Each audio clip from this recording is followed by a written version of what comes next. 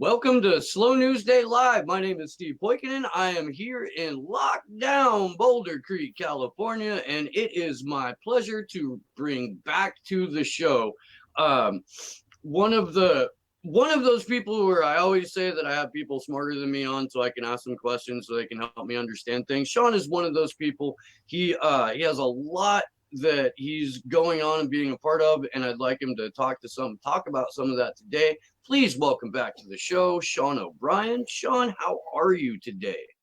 Welcome to Slow News Day Live. What the fuck? I am here. Sean, where'd you go? What happened to Sean? Anyone? Is it just me? Sean will be back when he gets back. This is interesting. I suppose I should have made sure Sean was still here. Live fucking internet. Woohoo! I imagine Sean will be back because he's got the link. I wanted to have him on because as this lockdown continues and as we go through more and more draconian surveillance state measures, becoming a little bit more tech savvy is going to be incumbent on our survival. Sean, I see you over there now. Are you here? Not here. Gray screen again. This is going to be one of those streams, isn't it? I want to go ahead and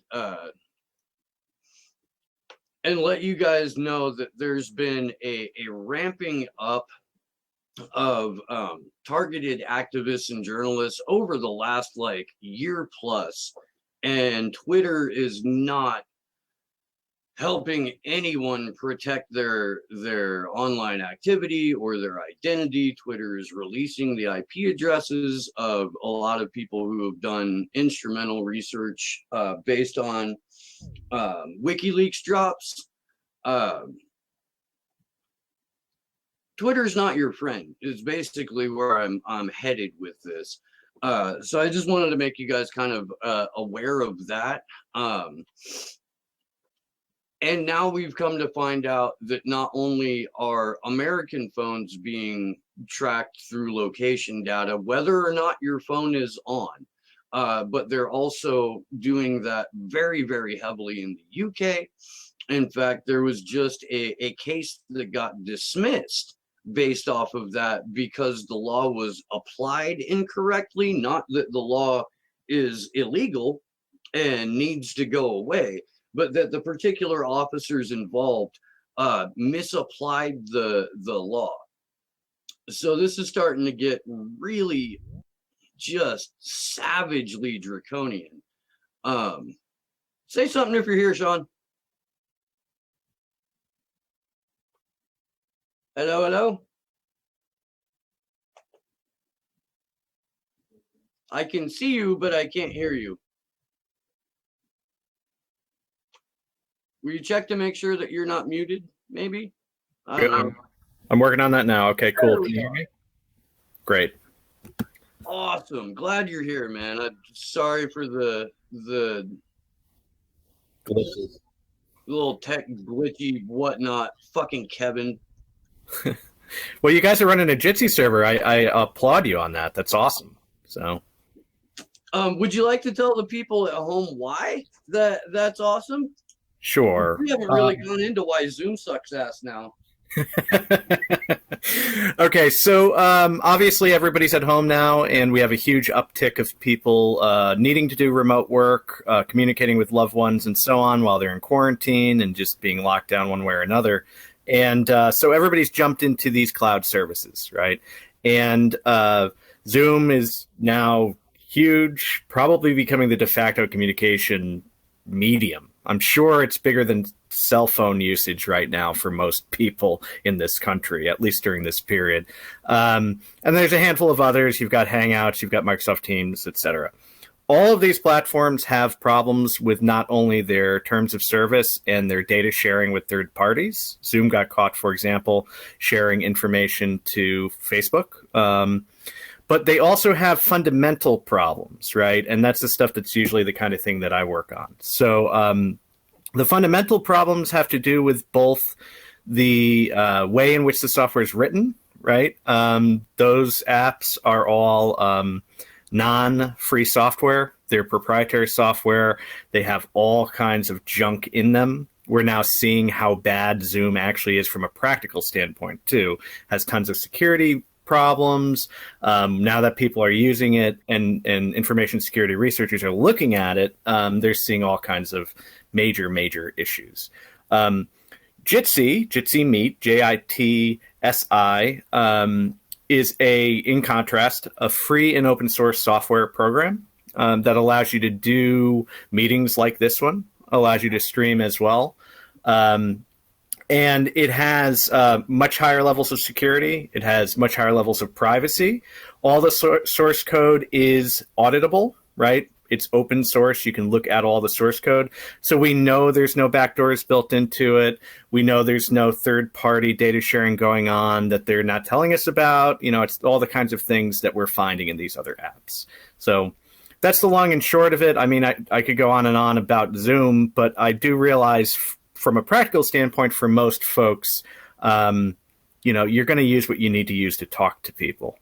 So our challenge, I think, over the next couple of years, if we have that many years left in us here, is going to be trying to replace this stuff piece by piece with better things, right? And the more that we can look at things like Zoom and come up with alternatives, the better off we'll be. So I agree with that. I'm glad that we started to where the echo comes from. Sleepy Josh? That's on my end now. Just keep talking. Okay.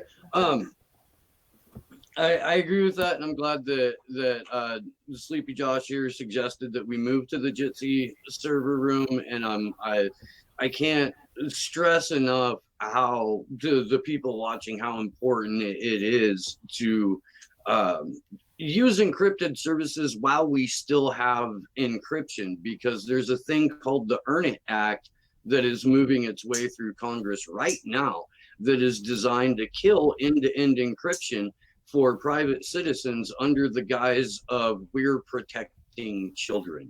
Are you keeping up with that at all, Sean? Absolutely.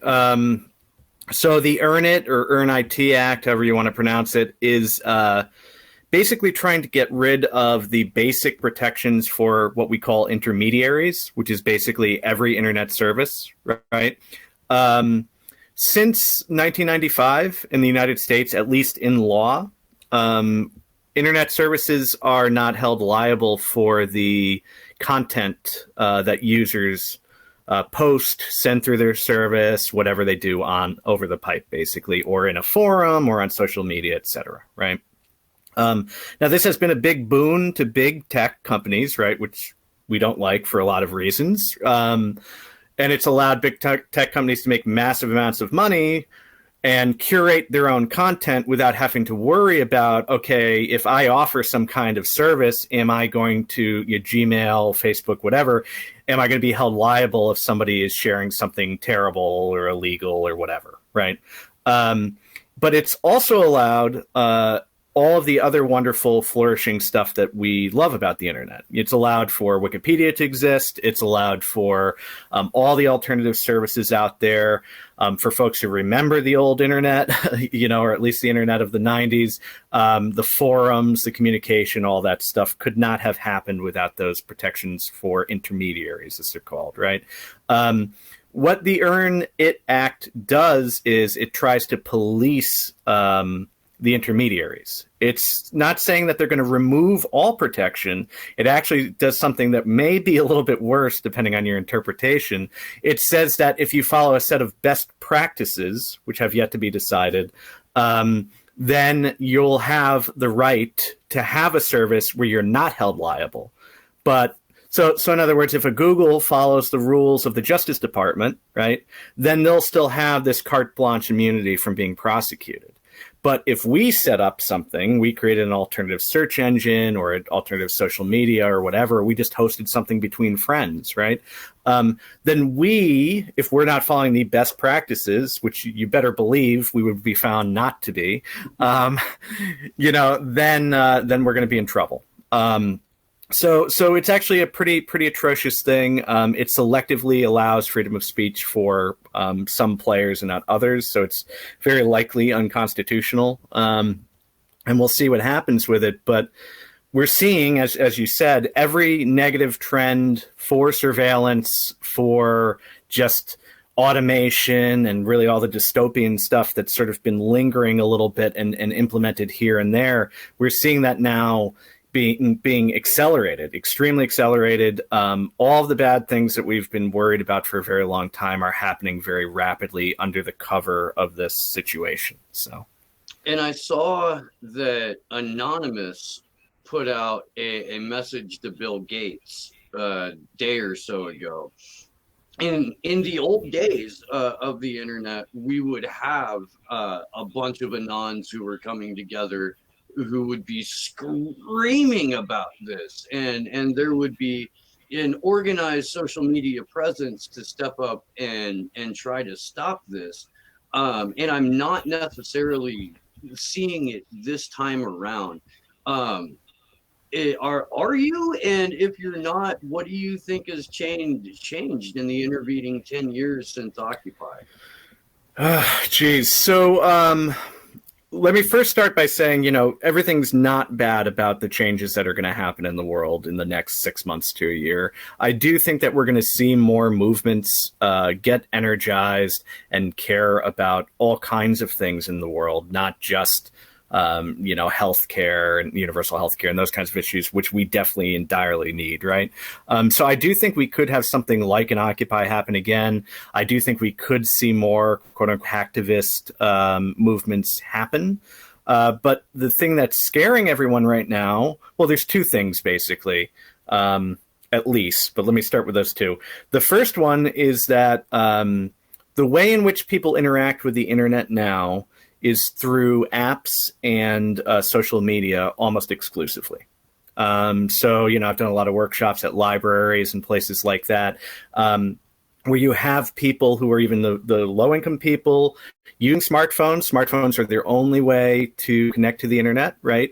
And the folks who are being oppressed the most, right, who are seeing the most fallout from anything happening in the world, are primarily the ones who are the less empowered. There's literally, like, if you use an Android phone or an iPhone and you stick with the defaults and you stick with those apps, you don't even really have a conception. And I'm seeing this a lot when my teaching work with the youth. You don't have a conception for what the internet is anymore. We have to literally, when we're doing our class, we're teaching people cybersecurity, but we have to spend the first few weeks. And it's no one's fault. It's just a generational gap now, because the internet has been so siloed and has all these walled gardens and apps and so on. People don't quite understand that when they're opening an app, they're actually going out on something called the internet, that other things are possible, right? So because there's no understanding that there's sort of this malleability and you're able to create alternative ways of doing things, I think there's a generational gap where people literally don't have the knowledge anymore. And the longer that we go through this period of time where we're using these lockdown, terrible platforms, the longer that's going to be the case. So that's the first thing.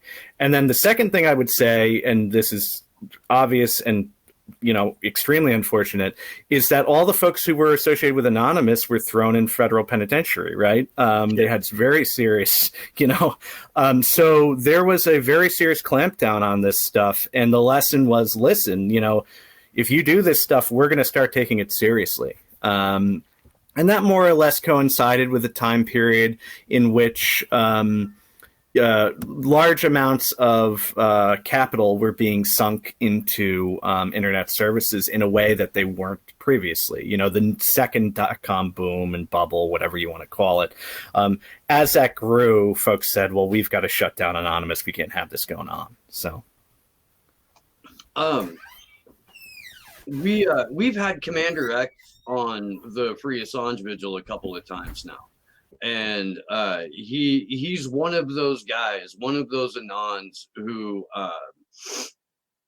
instead of going to federal prison, he went into hiding and now has an asylum agreement worked out with Mexico. And I hope that he's still out there fighting the good fight, as it were. Um, But can we expect people to do that, right? Think about the Panthers, think about the movements of the 60s and 70s. This is exactly what went on, and it's obviously going on with the Assange case as well. Not only are the people who are put in prison or harassed otherwise, right? Not only are they neutralized to a large extent from being active and their voices are silenced mostly and so on and so forth, but also it takes an enormous amount of energy from the movement to keep up the momentum behind these individuals and try to help them out, right? Instead of focusing on the actual issues we really need to be attacking. And they want that to happen. That's exactly the situation that screws over movements. So it's terrible. Yeah. No, you're absolutely right. There's been a couple of times where we've paused going through the material that we're going through in order to put up a GoFundMe for Elizabeth Mueller, who is being targeted at this very moment. She's a consummate researcher and a very influential and important person within the One versus Five Eyes, Susie Dawson's campaign that she started last year. And at least with Elizabeth Mueller, like when they come at her, her defense mechanism is to bury herself in work that will in turn bury them. And so I applaud her for that, and I've been checking in with her on the daily just to make sure that she's still around because it's Sure. that the amount of cover that something like COVID-19 provides for agencies to conduct very dark work is almost unlimited. And I feel like it's incumbent on us to shine light on that as often and as loudly as we possibly can, because the one thing these motherfuckers hate is sunshine. Right. Right. And obviously, that's the message of WikiLeaks as well, right? What I'll say about it, and you're 100% right to remind everybody, I don't mean to be dour and say we shouldn't be supporting folks who are, in prison or being targeted, right? We need to be doing that. But it can just be very hard to keep other aspects of the movement and look at more fundamental problems when you're sinking a lot of resources into that, and some often money, right? So if folks can, and they're a lot stronger than me, right? I don't know if I'd be able to handle, the kind of situation that Chelsea Manning dealt with, right? I don't know if I have that in myself, and so on and so forth. So it's pretty troubling. You do bring up, of course, COVID again, and I guess it's good to stay on track with that. I want to mention, before I forget it, and I'm starting to formulate, I'll probably write an article about it sometime, but we need to make sure we keep an eye on new forms of surveillance as well. And I don't mean new as being completely novel and have never been tried before, but the ways in which these things are going to be implemented and the extent of their implementation is going to increase, 100-fold all over the place while this is going on under the cover of COVID, right? Which is not a bad name for an article, under the cover of COVID. But anyway, and this kind of stuff I'm talking about is drones. Yeah, exactly. Now I have to. That's good. Drone delivery, right? Everybody's indoors, everybody's quarantined. There's already companies talking about this kind of thing. Well, obviously, having drones flying all over the place is going to increase surveillance, right? We're going to have automation, extreme amounts of automation. So not only is that going to be terrible for labor, a lot of the folks who have been sent home are never going to go back. But also we're going to have new methods of authentication that have been worked on for a very long time, but just now are going to be implemented and it doesn't matter how messy they are. Even if they don't work perfectly, they're going to still be implemented and they're going to be spying on us. So a good example is Whole Foods scanning people's hands. I don't know if you saw this one or. Oh, yeah. Yeah. So basically, people are checking out, but they're putting their hands in front of a camera and it's trying to authenticate people based upon a pattern of veins under their skin. And maybe that works and maybe it doesn't. But the point is, we've now got a lot of creative folks who are going to be as creative as possible, finding ways to automate processes. And built into that automation is going to be lots of tracking, lots of surveillance, and physical and location surveillance combined with network surveillance of internet activity. So, yeah. And that kind of ties into what Bill Gates is trying to push with the ID 2020 thing. Yeah, exactly. And this is, look, and you've seen South Korea, for example, is being applauded for having people basically under house arrest, but with geo trackers. You know, it might as well be house arrest ankle bracelets, right? To track movements, we've got cell phones, companies that are now just gobbling up cell phone data to, oh, we're tracking people who might have COVID coming from Daytona Beach for spring break, right? And they're able to do these massive graphs of where they've gone. And so it's all going to be done under the cover of public health concerns and so on and so forth. But you're right, Bill Gates, of course, rather than spending the money in direct, the money could be spent by these ultra billionaires, literally richest people in the world, just by throwing it into a fund or throwing it into, actual universal health care. No caveats, no weird schemes, no crazy plans to do some tech thing. But instead, you're going to still see this sort of surveillance entrepreneur thing going on. And it's pretty awful. So I'm actually not entirely sure if the audience is aware of what ID 2020 is and how long the Gates Foundation has been trying to develop it. Are you familiar with it enough to have a conversation about it? Yeah, so I don't know if the actual extent of it goes beyond the marketing. So it's kind of hard for me to have a really wonderful conversation about it. I do know that the idea is... Conversations with you are wonderful, Sean. I want to let you know that, like, right out of the gate. Okay. So, look, wonderful. So, and likewise.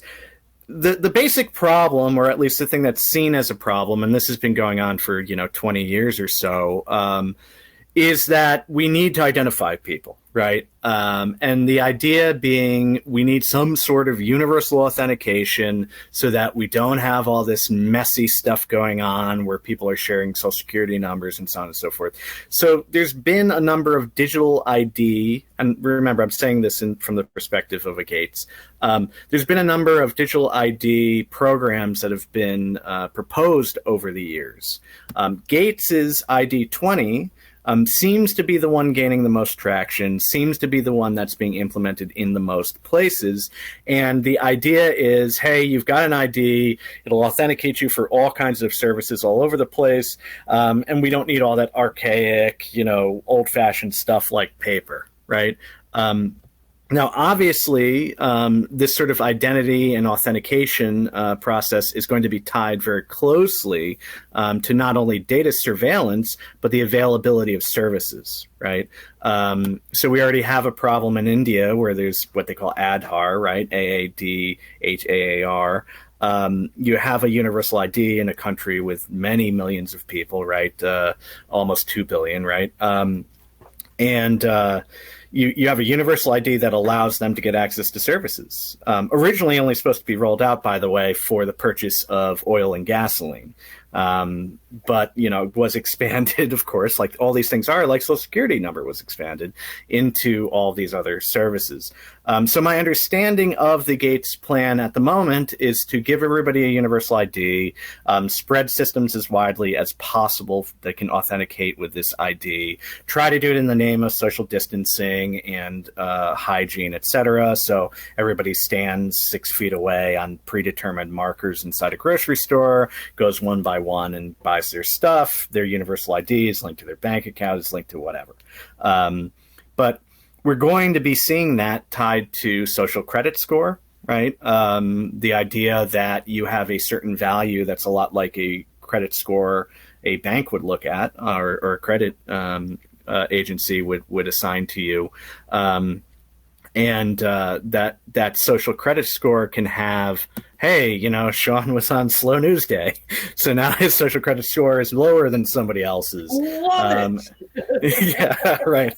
And then, it's a caste system. It's a digital caste system. And I don't know specifically, again, I've seen a lot of marketing behind ID 2020. I don't see it in the wild yet. And I don't see a lot of actual meat to what's been said about it. But now that we're in this situation, not only do I have plenty of time to look into these things, but it may become relevant very quickly.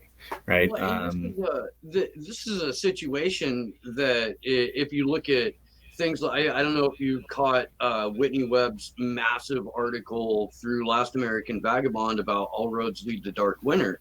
But Dark Winter was a simulated exercise about the transition to a post-pandemic police state.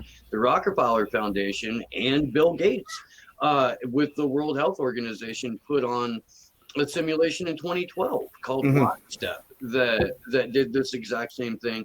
Helen Beniski, who has written more extensively about it than anyone to this date that I can find, was on the show last week to kind of break down Lockstep a little bit.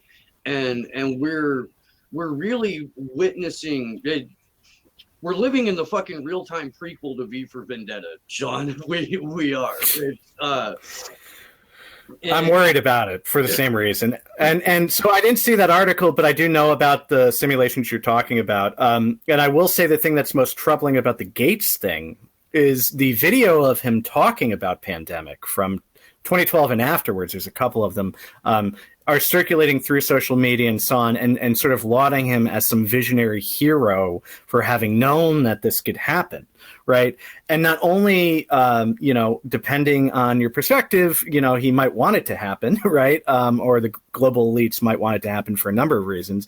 But even let's say he didn't, right?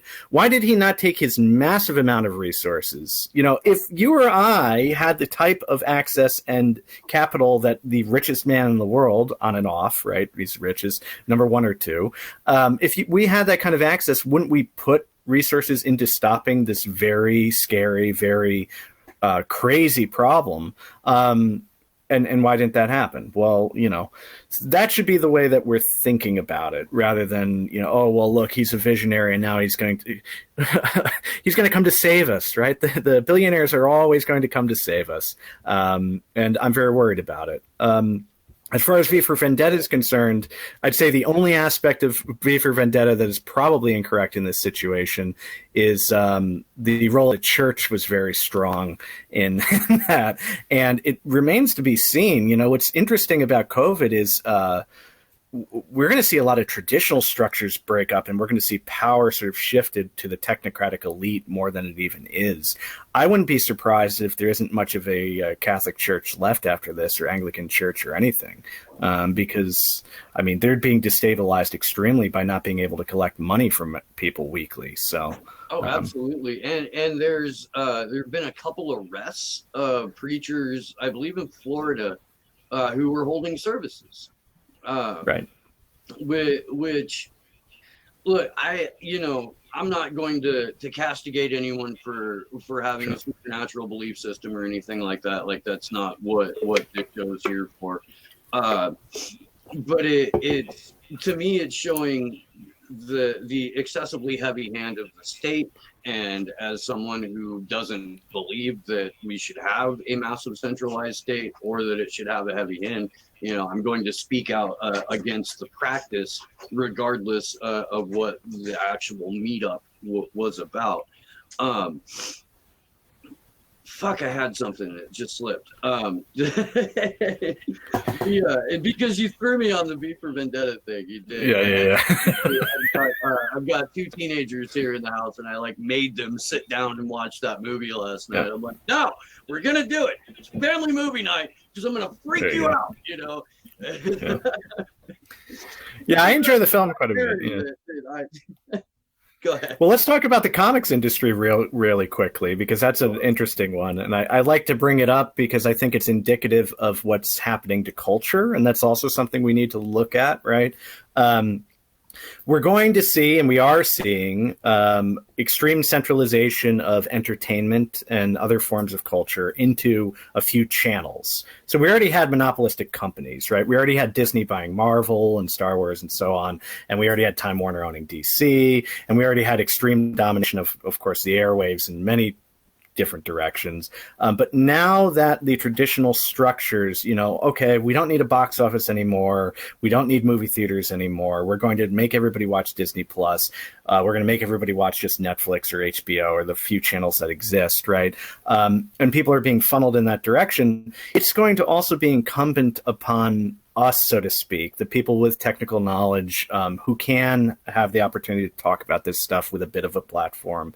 It's going to be incumbent on us to try to foster and create and support alternative entertainment.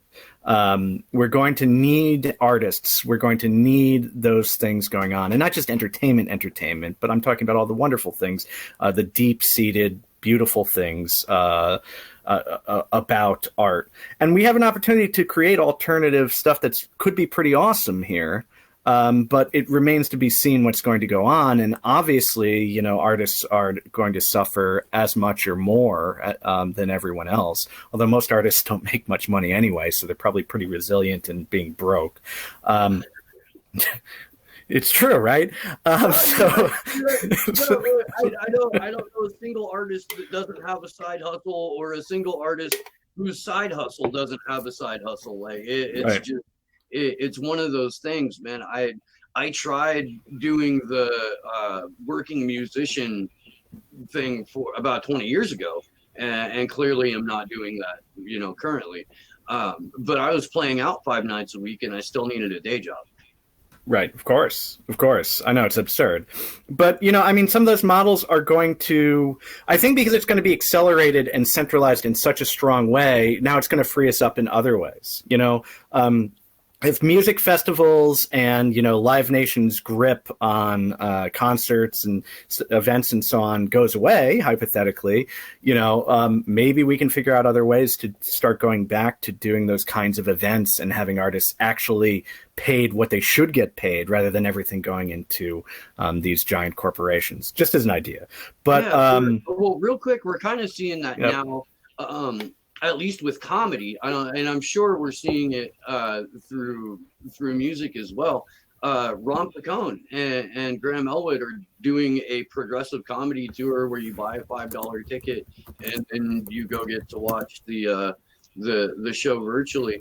The Dropkick Murphys, I believe, were the first people to put on an all social media platform concert. Gotcha. We did it on St. Patrick's Day.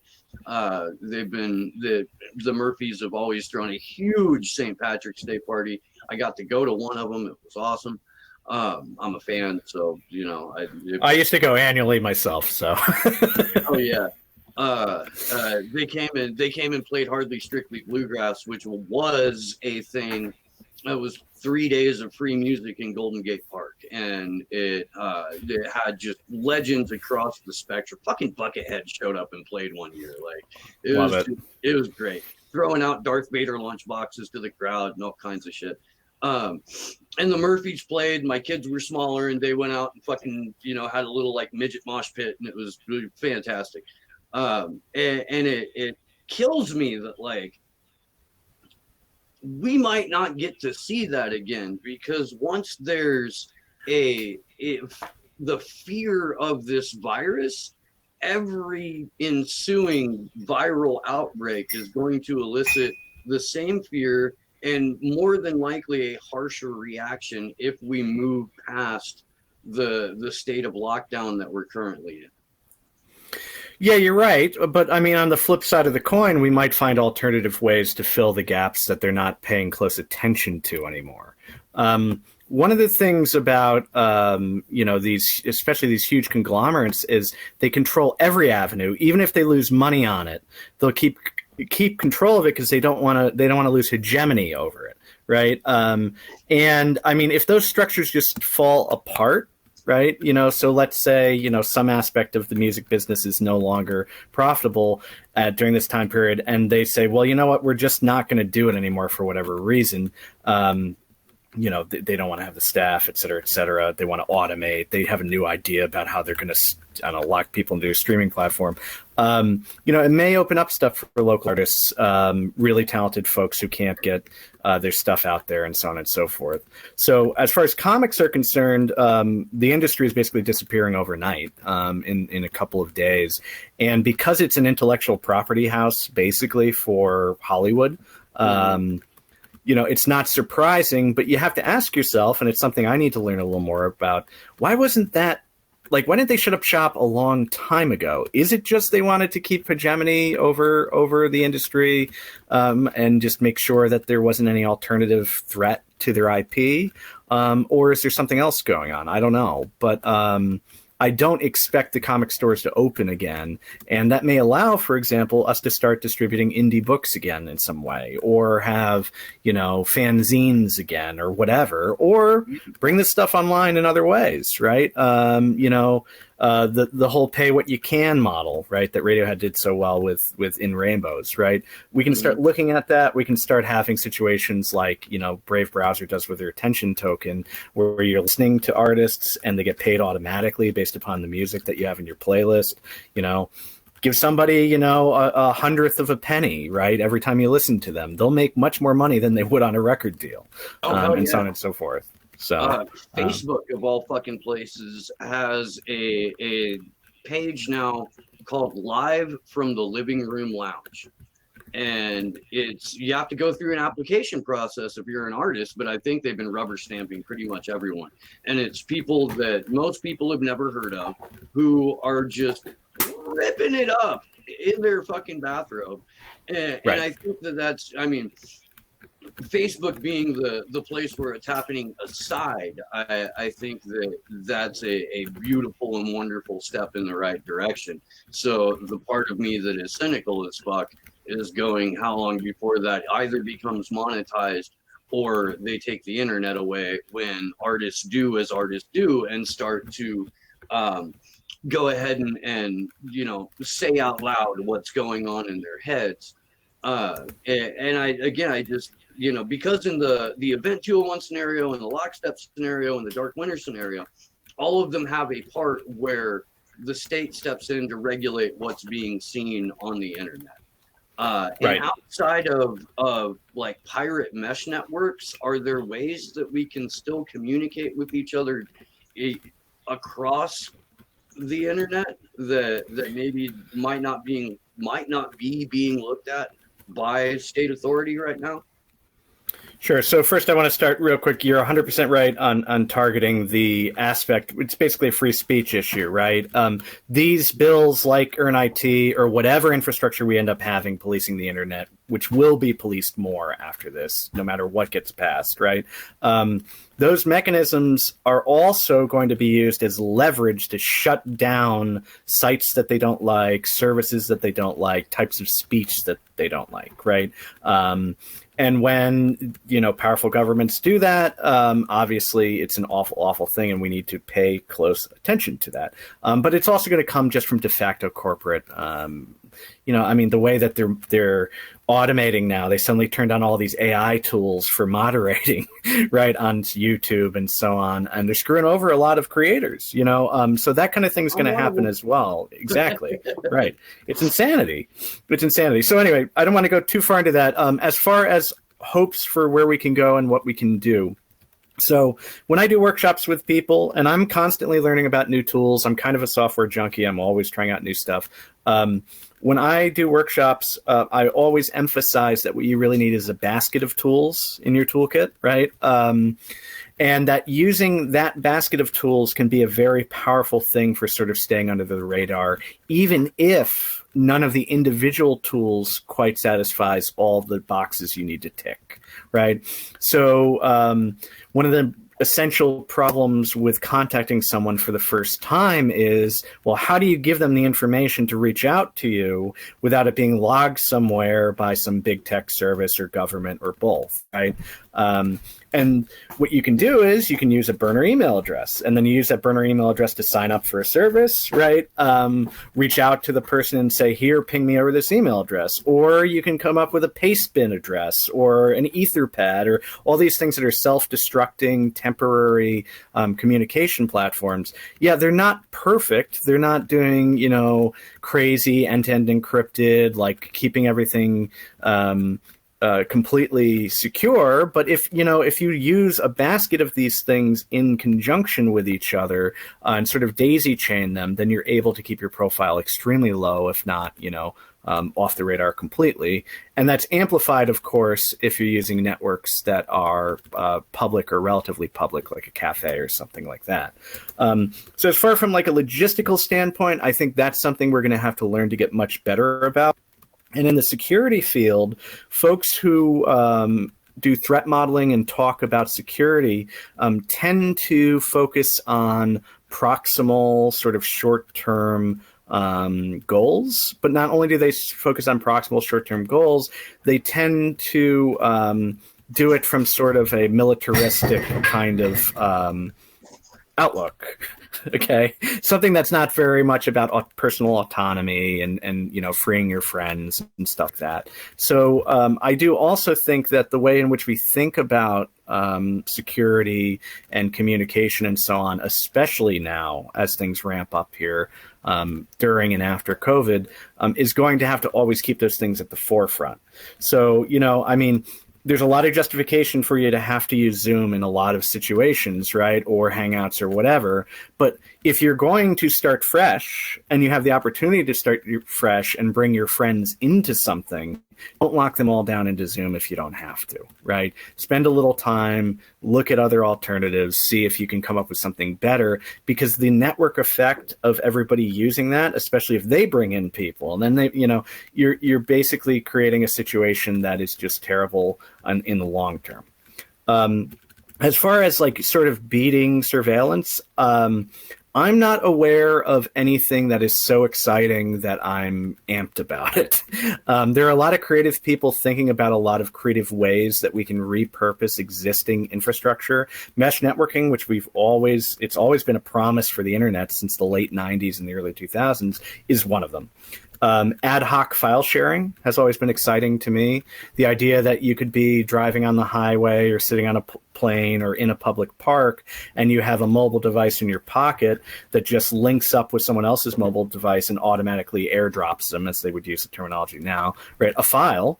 Or you always have, a library of stuff open to the public for that reason, right? That kind of thing is very possible, and we still can do no matter what happens to our email and our home connection and so on. But it's going to take sort of that combination of physical. We're going to have to think about where we're using this stuff and how we're moving, and we're often going to have to keep moving.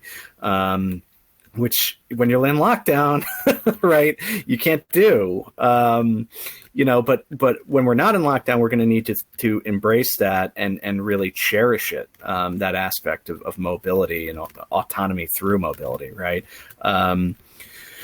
There are people who are working on, I'm not the hugest crypto booster in the world. I understand the technology. I like to think about the technology in ways that it can be used, again, for personal autonomy, more so than just using it as an investment like gold or something. And so we still have ways with coins like Monero and so on that we can start doing transactions between individuals and keep them off the radar. We have ways to do that with Bitcoin if configured correctly, using things like the Lightning Network, BTC Pay, and so on. And there are folks who are extending those technologies, although it's still very early, to also sort of bootstrap on top of them messaging. So now you might be able to use those platforms, which aren't going to go away anytime soon. No matter what people are saying right now, crypto is not going anywhere. There's just far too much investment in it for it to go anywhere. And so those technologies are going to, still be out there. So even if Signal Messenger gets shut down or something happens with OWS, or there's good reason not to trust the people behind Signal Messenger, OWS, then you will still have these other structures that we sort of can have encrypted messaging on top of.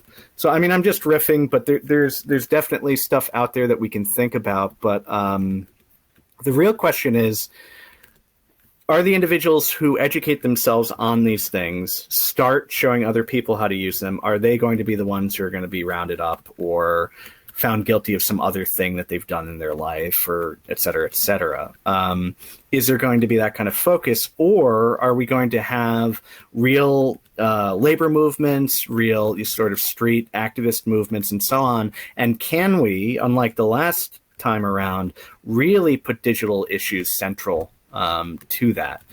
Look at the internet as a public utility that needs to be protected and safe and encrypted and private for everybody. One of the things that happened, and I think Occupy was powerful in some ways and disappointing in others, but one of the things that happened a lot was, I'd go to an Occupy protest, and I'm not the type of person, by the way, who just shows up and tries to tell everybody what to do either. But, I'd offer up, I'd say, well, here's the skill set I have, here are the things we can do. And sort of the response was always, well, we don't need that right now. That's not important. We have to worry about XYZ. We've got to do this goal. So therefore, we don't worry about the fact that we're connecting to the Yale network and we're on the New Haven Green, right? And so on and so forth. This time around, those worries, I don't want to say they should take over everything, but they need to be a big part of the conversation, because if we don't think about that, we're going to put a lot of people at risk in ways that they weren't at risk the last time around. So. No, I agree with that 100%. I think that, and that's why I keep asking you onto the show, and we keep having you on the Free Assange, because you can explain this in a way that makes sense to people, and that if you can make yourself and your digital self as secure as possible, then you have that freedom of movement that we were just talking about, not necessarily in the physical realm, but at least in the ether, in the cyber realm. And that's going to be what allows us to communicate with people in a way where we don't necessarily have to code it, where we can be ourselves. And I'm hoping that the people that are watching are picking up, even though you're a laid back guy, like the absolute seriousness of protecting yourself in the digital space. Yeah. So, I mean, here's the thing, and there are folks who are now thinking about this way, but these intermediaries control every aspect of life, right? And not just in what we would call the civilized world, or whatever term they like to use for it, the people in power like to use for it, but it also is now everywhere. It's in the most severely oppressed places in the world, intermediating relationships between individuals, dictating whether people can get food and shelter, dictating whether people can have electricity and running water, and so on and so forth. So, yeah, I mean, we need to just talk about it as if it's an aspect of the real world, instead of kind of being like, well, digital activism is over here in cyberspace, and then we have meat space over here that's completely different. That analogy only goes so far, and we really need to think about it. I also want to say, I have technical problems. I saw them a little bit at the beginning of the stream. I'm constantly learning. It's not as if everything I've ever done in my life has been perfect operational security and I cover my ass completely all the time either. Humans are going to make mistakes, right? We're going to have to make quick judgments, especially during crises, about how things should go, about, who we need to talk to when, about what we're going to do on our phone, what we're going to do on our computer, and so on. So it's not as if you have to go out there and become a computer programmer, so to speak, or an extreme technical person. But the more information you can learn and share with others, and then they can learn and share with you, and you can kind of meet in the middle, the more you're going to be prepared for whatever else is coming. One of the things I like to teach people is about using a diversity of software for that reason. Because if you don't use a diversity of software, you also start to not be familiar with different interfaces. So one of the things that I've always seen is that the people who were growing up that we're now calling Gen Z started to kind of meet almost in the middle when I was teaching them or helping them out with a problem, troubleshooting, et cetera, started to kind of meet with the elderly. And I think one of the reasons that is because not that either side is stupid, right?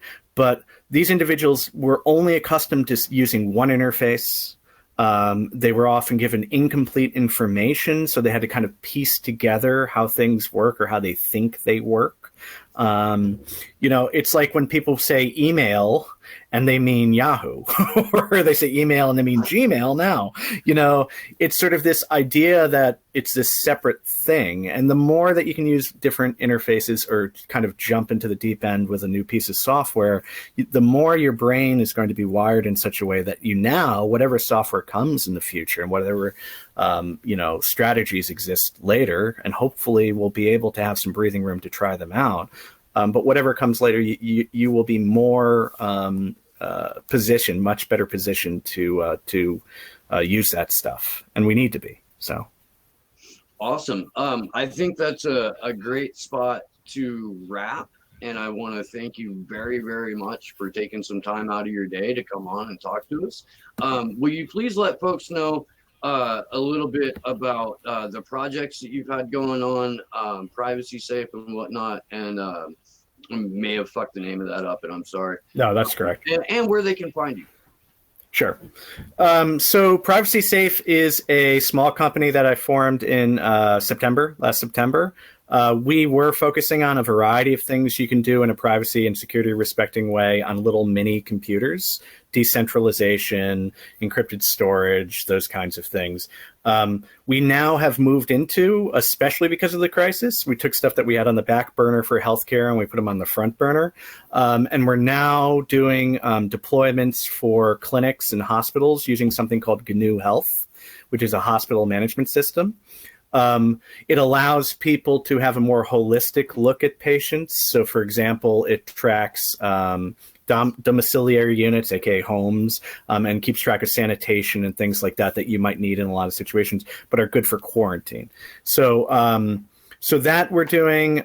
We're trying to bring more some security features to that, some anonymity features to that if we can. But the main thing is getting the software running, getting it running well, and getting it into the hands of people who need it. And one of the ways we're doing that is through a conference called Flatten the Curve Summit. That's flattenthecurve.tech, where we're going to have about 20 speakers on who are going to talk about all the awesome stuff they're doing. We're going to have physicians who are very high-profile physicians talking about the work they've done with remote patient care, primary care. We're going to have Cory Doctor on there talking about stuff. We're going to have a lot of different folks, for hackers in hospitals, who are working on stuff for 3D printing and so on. So if you can do that summit, please do. We're selling the tickets, pay what you can, so it's either $1 or more. You can join. If you can't join, we'll have the videos up at some point, but I can't give a timeline for that. We'd also love to have you so that we can have a Q&A. We're going to definitely build that in and have it be as interactive as possible. So, kick ass. And you are, I'm not muted. You're at Sean O'Diggity on Twitter. I think we have that in the title of this video. So hopefully, some people who may have not been familiar with you can then follow you on Twitter and see what you have to say over there. That's going to do it for the show. I don't know if I'm going to be back today or not. I've got to get together with Andrew, my co-host from the Free Assange Vigils. We're putting together a series of teach-ins that we were going to do live. And of course, this happened. But we're basically going to be walking through WikiLeaks history, and debunking a lot of the things that people throw at us when they raise objections about WikiLeaks. It's going to be an incredible series. We're getting down to the nuts and bolts of it tonight, so I'm probably going to be buried in that. I will be back. I'll be back tomorrow throughout the day, and you can find me at Slow News Day Show on Twitter. That's going to do it for this episode. I'm Steve Poikinen, and good luck to us all.